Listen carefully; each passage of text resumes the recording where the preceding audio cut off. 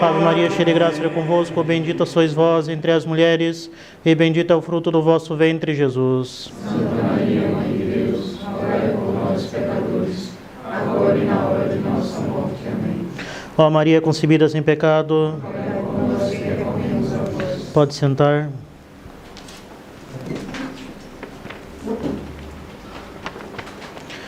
Caríssimos fiéis, temos hoje então a festa do Santíssimo Nome de Maria.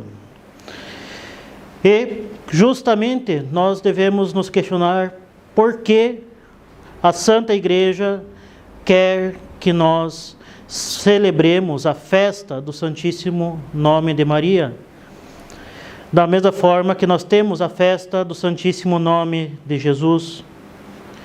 Justamente porque o nome, sobretudo quando imposto por Deus, sobretudo nessas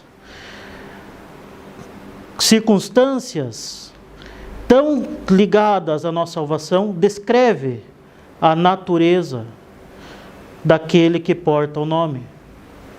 Por isso, nós temos outros personagens que tiveram a mudança do nome, como Abraão, como Israel, como Saulo, que virou Paulo. Justamente quando receberam uma missão particular da parte de Deus, eles tiveram o nome mudado em função desta missão, em função daquilo que eles deveriam representar da parte de Deus. No caso de nosso Senhor Jesus Cristo, no caso de Maria Santíssima, nós temos uma natureza muito particular e inigualável.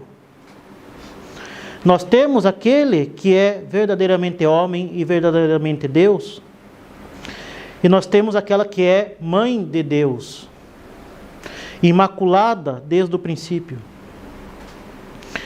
Então, em nosso Senhor Jesus Cristo, nós temos um nome que expressa claramente o papel do Verbo encarnado como o Salvador prometido. Jesus significa justamente Salvador. E assim expressa toda a grandeza da pessoa divina, do Verbo encarnado. Com relação a Maria Santíssima, em seu nome, nós temos a expressão da sua própria dignidade e da dignidade daquele que a criou.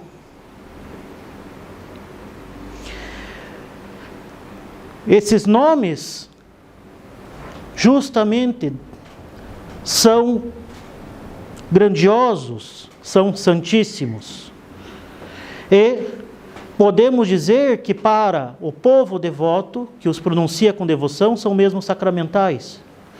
Não é à toa que o sacerdote, sempre que pronuncia no contexto da liturgia o nome de Jesus e de Maria, ele faz a devida inclinação. Mas o que é então o nome de Maria? Segundo São Jerônimo, e a maior parte dos comentadores do Evangelho, Maria, entre vários outros significados que podem ser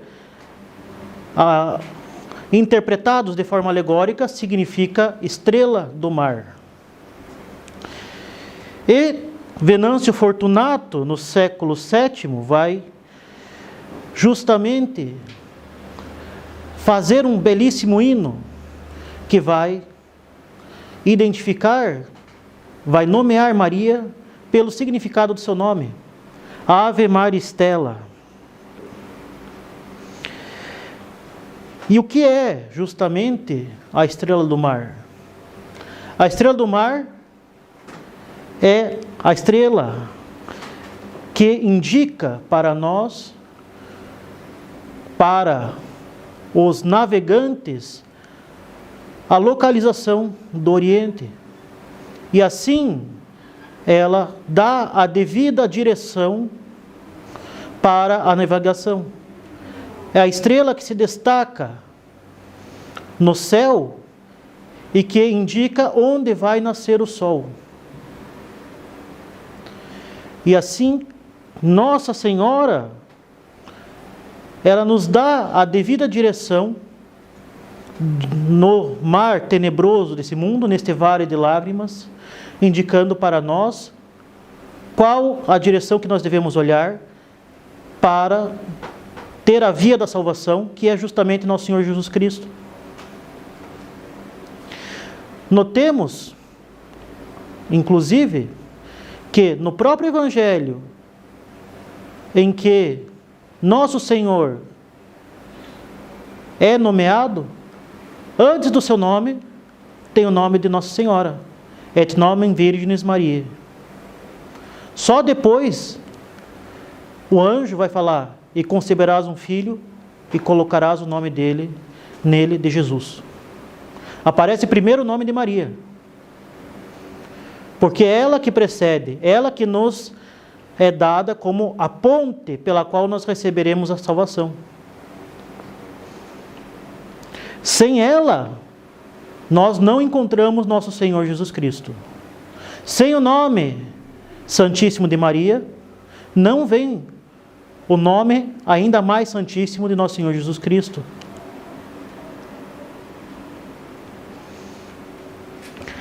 Ela é o caminho que nos mostra o sol da justiça, Cristo nosso Senhor. E nesse hino de Venâncio Fortunato, Ave Maria Stella, nós temos justamente toda a importância do nome de Maria, enquanto demonstra claramente a sua natureza imaculada e a sua missão para com a redenção. Ave Maria Stella, Dei Mater Ave Maria Stella, Dei Mater Alma, Sumens Iludave, Gabrielis Ore, Funda nos in pace, Mutans Eve Nomen. Então, Ave do Mar Estrela, que recebendo aquele ave da boca do arcanjo Gabriel, estabeleceu em nós a paz, mudando o nome de Eva.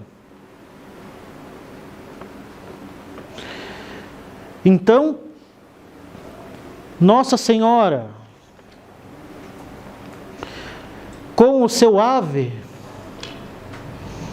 Nossa Senhora recebendo o ave do arcanjo Gabriel e colocando-se inteiramente nas mãos da providência para colaborar intimamente a obra de nossa redenção, pelo seu fiat mihi, segundo o verbo tum, faça em mim segundo a vossa palavra, pelo seu fiat, ela quebrou a maldição da serpente. Ela mudou o nome de Eva. Eva, ave. Há esse paralelismo no hino. Mas ela justamente é a nova Eva, que traz para nós a salvação, enquanto a Eva do Gênesis trouxe a condenação.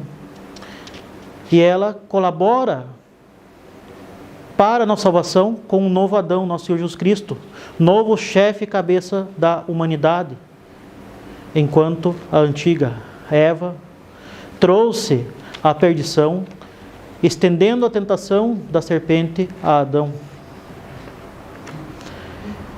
Mas não basta aqui o paralelismo, não basta aqui os efeitos da obra de Maria Santíssima em comparação com a obra de Eva. Foi justamente cedendo ao orgulho do demônio, cedendo a esta tentação do demônio que ofereceu a Adão e Eva o fruto proibido, prometendo mentirosamente que eles seriam como deuses, estendendo a eles a mesma razão, o mesmo pecado que o próprio demônio cometera, recusando servir a Deus, que entrou o pecado no mundo e que a humanidade se colocou na condição de escravo do demônio e inimiga de Deus. Vejam justamente o orgulho de Lúcifer.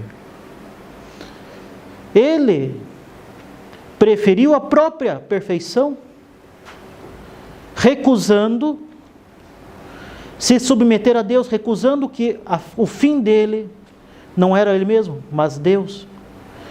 E assim ele preferiu a perfeição da sua própria natureza para que não tivesse que receber uma perfeição adicional da parte de Deus por meio da graça. Em outras palavras, pelo seu orgulho, ele preferiu reinar no inferno para que não fosse um servo no céu, o que é completamente irracional. Mas justamente o demônio pelo seu orgulho, pela exaltação dessa natureza com a recusa da graça, ele foi humilhado e condenado eternamente ao inferno. E ele estende essa tentação da recusa da graça, da recusa de Deus, da recusa do fim último, da recusa da própria natureza, tal qual criada por Deus, Adão e Eva, dizendo que Deus era mentiroso, prometendo a sua própria divinização, que nada mais é que determinar o seu próprio fim, determinar a sua própria natureza, se fazer o próprio Deus, recusar a ordem da criação e mandando-os comer da árvore do conhecimento do bem e do mal. Não que houvesse uma fruta diferente de todos os quais nós conhecemos, da árvore do conhecimento do bem e do mal. Justamente eles, sendo senhores de si mesmos, recusando o domínio de Deus, eles determinavam o que era bom e o que era mal, colocando eles próprios como seu fim. Era bom aquilo que os agradava, era mal aquilo que não os agradava. E assim a humanidade foi humilhada. Pelo orgulho de Adão e Eva, cedendo à mentira da serpente, entrou o pecado e a morte no mundo. Nossa natureza foi ferida pelo pecado original. Justamente, a natureza humana passou a carregar chagas desse pecado. A dificuldade em fazer o bem, a facilidade em fazer o mal, a dificuldade em reconhecer a verdade e a inclinação para o prazer sensível e desordenado. E o homem ficou num mato sem cachorro. Ele não tinha como reparar a sua própria natureza. Ele não tinha como pagar pelo pecado, que foi uma ofensa infinita. E por isso, nós temos justamente nosso Senhor Jesus Cristo, que assume a nossa humanidade para redimi-la. E ele escolhe Maria Santíssima como caminho da nossa salvação, estabelecendo ela para nós como o caminho pelo qual nós devemos chegar a Ele. E Nossa Senhora se estabelece como a verdadeira antítese, o verdadeiro contrário daquilo que foi o pecado de Lúcifer e o pecado de Adão e Eva. Ela é saudada como aquela que é cheia de graça e que é destinada para ser a mãe do Salvador. Honra maior não é possível ver para uma mera criatura. No entanto, ela se sujeita inteiramente à vontade de Deus e reconhece que é Ele e não ela a fonte de tal dignidade e de tais maravilhas que se operariam por meio dela. Enquanto o demônio proclama o seu não serviam, não servirei, enquanto Adão e Eva desobedecem diretamente a Deus, crendo que Ele lhes mentiu, Nossa Senhora se coloca inteiramente perguntando como isso vai se operar. Ela não pergunta, será que isso vai acontecer? Ela pergunta como. Ela pergunta o que ela tem que fazer. E ela se coloca inteiramente à disposição da vontade de Deus, glorificando-o pelo canto do Magnificat, pois é Ele que faz maravilhas nela. Enquanto nossos primeiros pais, juntamente com o demônio, foram humilhados pela exaltação da natureza e rejeição da graça, Nossa Senhora, sujeitando-se a Deus, ela é exaltada pela graça. E assim, vindo antes de nosso Senhor Jesus Cristo, ela é para nós a estrela do mar que nos mostra o caminho da salvação. E sem ela nós estamos perdidos. Sem ela nós não chegamos a nosso Senhor. Sem elas nós não podemos navegar. E mais do que isso, ela não é somente aquela que veio antes de nosso Senhor. Ela é já a própria vitória da redenção, a própria vitória da graça, que precede a obra da redenção, em previsão dos méritos da redenção, pois ela é a própria Imaculada. Ela já foi concebida vitoriosa sobre o pecado e sobre o demônio. Ela é a vitória da graça, a vitória da virtude, sobretudo a vitória da humildade, sobre o orgulho demoníaco.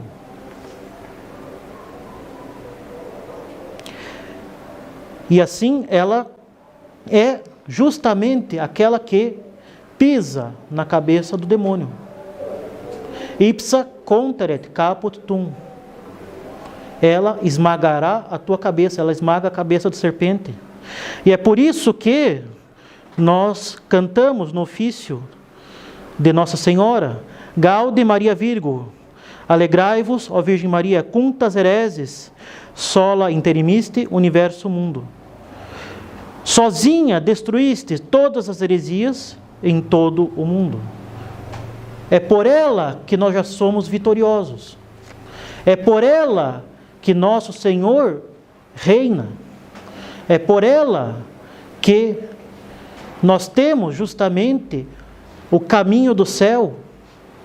É por ela que a igreja navega até o porto da salvação e que nos leva ao porto da salvação, que é o paraíso celeste.